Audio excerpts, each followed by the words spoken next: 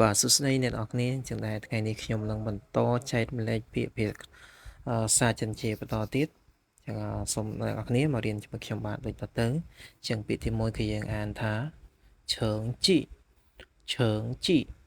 ឈើងជីគឺយើងប្រែថាបន្ទុកឬក៏លទ្ធផលសិក្សាបាទបងប្អូនរីឯពាក្យទី2គឺយើងអានថាពីយេពីយេពីយេបាទពាក្យថាពីយេគឺយើងប្រែថាបញ្ចប់ការសិក្សារៀបពាក្យទី3គឺយើងអានថាសេអ៊ុយសេអ៊ុយសេអ៊ុយបាទពាក្យថាសេអ៊ុយគឺយើងប្រែថាសញ្ញាបត្ររៀបពាក្យទី4គឺយើងអានថាជាងសេជីនជាងសេជីនជាងសេជីនបាទពាក្យថាជាងសេជីនគឺយើងប្រែថាអាហារូបករណ៍រៀបពាក្យទី5គឺយើងអានថាថោលួនថោលួនថោលួនបាទពាក្យថាថោលួនគឺយើងប្រែថាការពិភាក្សា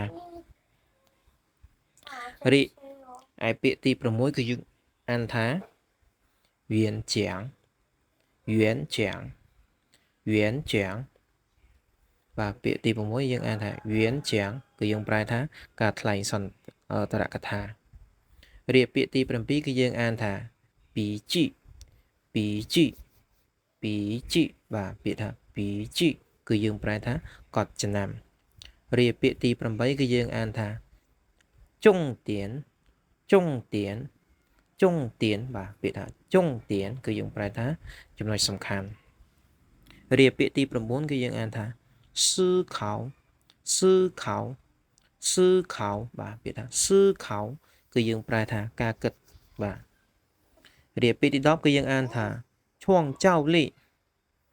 ឈួងចៅលីឈួងចៅលីបាទពាក្យថាឈួងចៅលីគឺយើងប្រែថាភាពច្នៃប្រឌិតរៀបពាក្យទី11គឺយើងអានថាជឺសឺជឺសឺជឺសឺគឺយើងប្រែថាចំណេះដឹងរៀបពាក្យទី12គឺយើងអានថាជីងយៀនជីងយៀនជីងយៀនបាទពាក្យថាជីងយៀនគឺយើងប្រែថាបទពិសោធន៍បាទចឹងឥឡូវខ្ញុំមានពាក្យប៉ុណ្ណឹងដើម្បីចែករំលែកទៅដល់អ្នកនរគ្នាចឹងជួបគ្នានៅវីដេអូក្រោយជាបន្តទៀតបាទអរគុណ